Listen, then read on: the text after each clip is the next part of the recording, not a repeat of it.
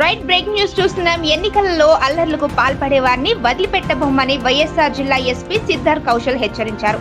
Polling రోజు అల్లర్లకు పాల్పడిన వారిని వెంటాడి కొట్టుకుంటూ తీసుకొస్తా, ఈవీఎంలను టచ్ చేస్తే తాట తీస్తా, 20 రోజులు అదే పనిలో ఉంటా, కేసులతో పాటు జిల్లా బహిష్కరణకు కూడా వెనకాడం, ఎన్నికల ప్రశాంతత నిర్వహణకు అందరూ సహకరించాలి అని ఎస్పీ పిలుపునిచ్చారు. అందులో అంత గట్టిగా చర్య ఉంటుంది అంటే అంత గట్టిగా ఉంటుంది. ఇంకా స్పష్టమైన భాషలో కావాలంటే కొట్టుకుంటూ తనుకుంటూ తరిమేయడమే కాకుండా ఉరిపిస్తాం. క్లియర్గా చెప్తున్నాను. దానికి ఏదైనా పరిమాణాలు ఉంటే నేను ఫేస్ చేయడానికి రెడీ. క్లియర్గా చెప్తున్నాను. చూడండి, ఒక్కరోజు అతి ఉత్సాహం చూపించినా కూడా మరుసటి రోజు నుంచి ఊర్లోనే బతకాలి కదా. నేను పోలింగ్ అయినాక నెక్స్ట్ 20 days ఇలాంటి వారిపైన పగ్గబట్టి వెంటబడతా.